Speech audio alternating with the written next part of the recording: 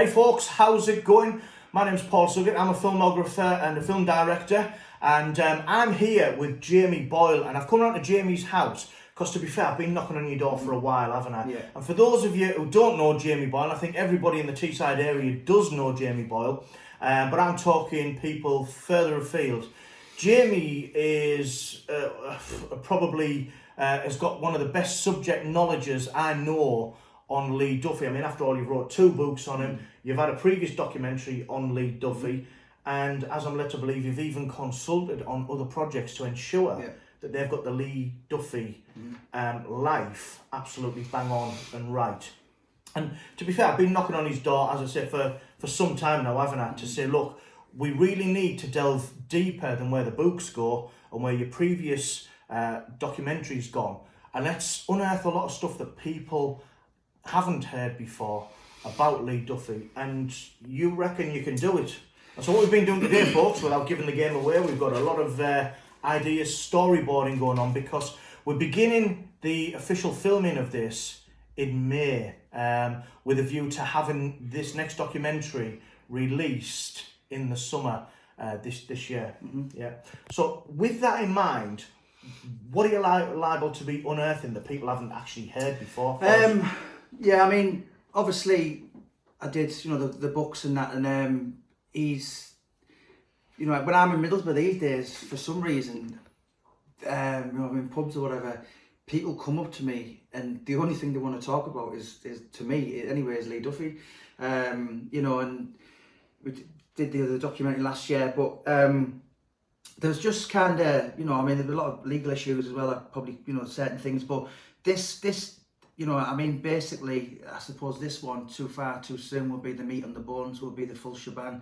We've been discussing them. We've got 25 pointers from the start of Lee's life, to being a bullied as a young boy, looking up to Uncle Rod, kind of to where he was, and, the prisons, the drugs, and, the Newcastle links and all this, right the way to his dying day, and even today, almost 30 years on, people just... It's Teesside folklore. Yeah, it's Teesside folklore. it's like the Abominable Snowman and Loch Ness Monster, and and it's obviously I've had a lot of I'm not everyone's favourite person, but and ultimately I've come into this with you because what I want to do is I want to create a documentary that isn't like your last one, isn't just the content of your books, and I want to go deeper. Yeah. And you know a lot deeper, and you've not been able to share it so far. Yeah. However, one of the things I said today, folks, was I'm coming in your room here, and we're not leaving this room till we've got an agreement, and we've got pages and pages and pages of stuff I've certainly not heard before, and I've read Jamie's books and seen the last documentary that you did, and there's a lot of stuff here that is going to be fascinating to film, and put this part of Lee's life out there that people don't know, and it is quite to the bone, isn't it? Do you know one of the most surreal moments from kind of the last couple of years of looking into Lee Duffy's life was I seen a prison letter which was dated in April 1991, and it actually said on it, in years to come, they'll write books on me. And here we are, like 28, 29 years, and, he's been dead now longer than he's been alive. Was he a Nostradamus or something? Could he see the future? But I think a lot of people want to understand the psychological issues of what made him like that, Yeah. He certainly, I spoke to a lot of people. I'm going to be going to locations again, which I never did. I'm going to be speaking to people again who obviously, were around Lee and all various different elements of his life. And, every day my publisher will say, oh, so-and-so, this famous person bought your book today. And, these are really not criminals at all, but they want to understand. I find it very hard to believe that someone will ever come again in this lifetime and do the things he did and cause the chaos, the mayhem in such a short period of time. I absolutely agree. I mean, true crime as a genre is fascinating for everybody of all ilks anyway. But there's one name that keeps coming up all the time in that, and that is Lee Duffy. And, you know, just to get this additional understanding of what made him tick. Yeah. And you know that. You've spoken and you've got connections and reached out to some of his closest friends and enemies who are going to be sharing, have agreed to share a lot of love in this documentary with us. Yeah, you know, there's I've spoke to people and they've cried in front of me. I've sat with people and they said they hated him and they're still getting over him. You know, one thing, even if you met him once, I mean, I spoke to, you know, band members from famous bands, and, you know, and they said, you know, whether you liked him or whether you loved him, you never forgot him, and he was that a unique figure, if you like, and, you know, he's, as I say all the time, you know. I mean, I'm from Hartlepool. So across the water, so to speak. So that was 12 miles away from Middlesbrough. Yeah. So going back to 1991, can you remember that? I can. And I remember it vividly when he died. We actually felt that effect in Hartlepool. Like an earthquake. Yeah, it's the Lee Duffy effect, even when he was alive, was always felt in Hartlepool as well. And a few times he ventured over, and, you know, I was in nightclubs as a young, and he was there, you know. But the Lee Duffy effect in life and in death was felt in Hartlepool as well. And like I say, we're 12 mile away, but we also know the people all over the country who know of Lee Duffy as well. And as a figure to capture in film, I think is absolutely fascinating. And if we can take this to the next level, which we're aiming to do, we're going to bring a production out there to people that it's just going to be so much new material that that they're not. I mean, when I first did the Paul Sykes books, I did it. You know, I was quite humorous. I was working. I started as an author as part-time, now I'm full-time. But I seen all these full-time authors, and I was looking, thinking I'm bestseller, and it was because of Paul Sykes, and that is going to be a film, £2 million budget in September, famous guy playing. And I think, you know, eventually they will be with the same with Duffy, because Middlesbrough, you know, it's, you know, back in 1991, the population was 149,000. Today, it's, I googled it, it's 376,000, and, you know, more than half of them will probably know the name Lee Duffy. He's the town's most famous bad guy.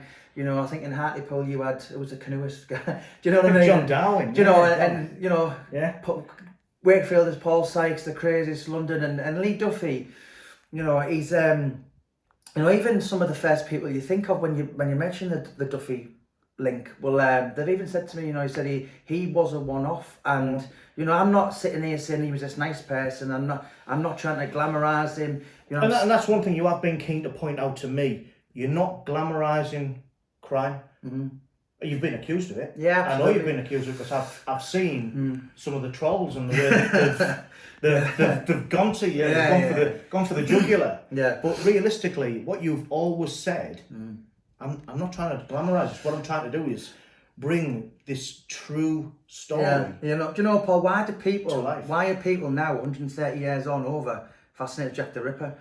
You know, I often spend my time watching true crime documentaries. It doesn't mean I'll go out and stab anyone. Do you know what I mean? And you know, and the Duffy situation is, you know, it's the young kid. How did he go from being this little kind of fat kid with a snotty nose to being the most? I thought you were talking about me. You know, to being the most feared thug in the northeast. You know, and I spoke to many people over the last couple of years at the Says, and you know, he was just this one-off character, and you know, and we're going to capture that. Yeah, we're going to capture the angle that nobody's even broached before, and that's an agreement that you said.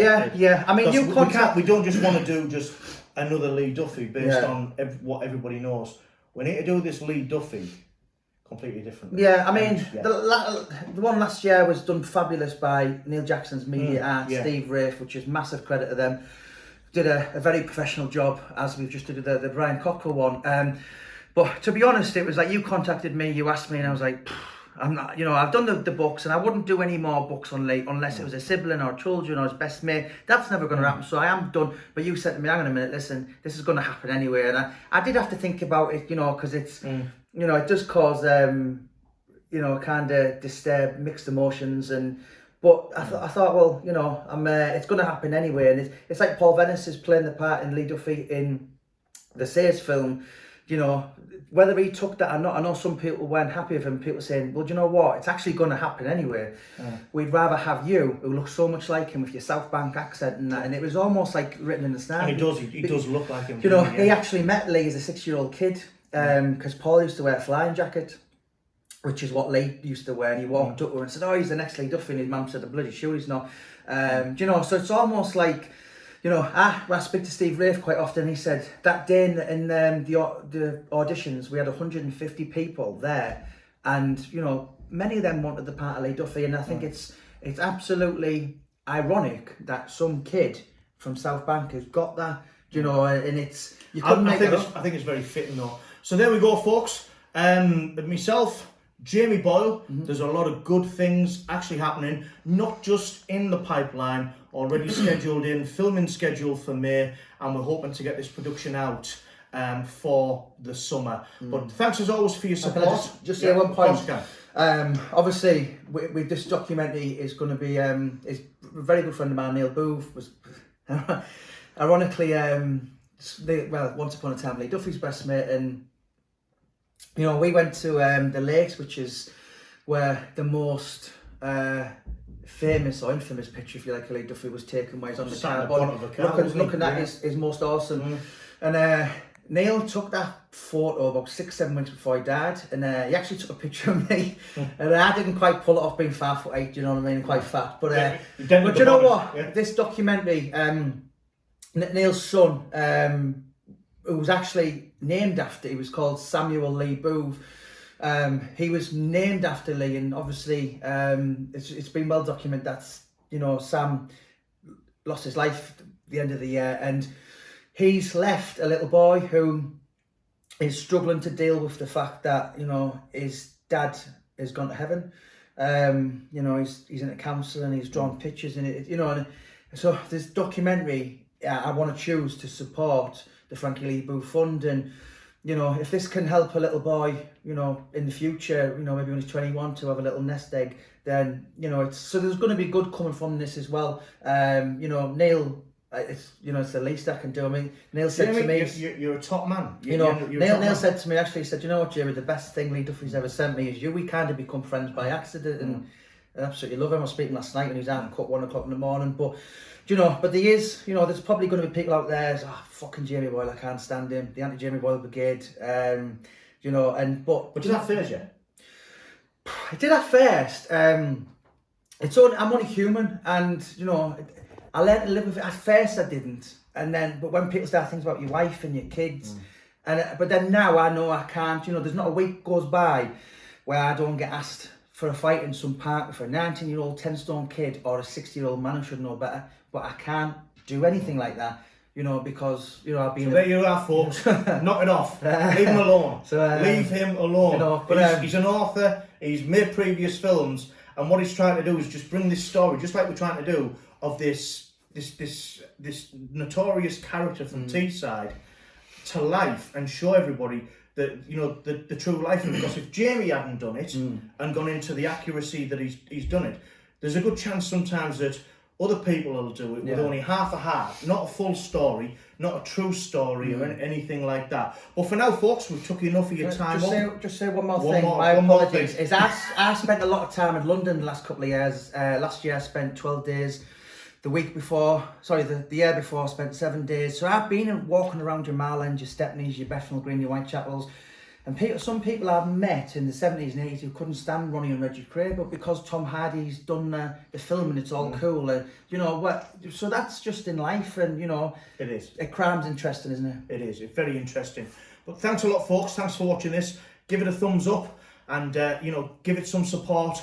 And if you're watching this on YouTube, then subscribe to the channel as well. That'll be absolutely fab, and we'll keep you up to date with the progress of this and all the others, because I'm not going to go into it right now, but we do have other true crime documentaries that are going to be triggering off later this year as well. So from me, spot on, folks, and from Thank you very much.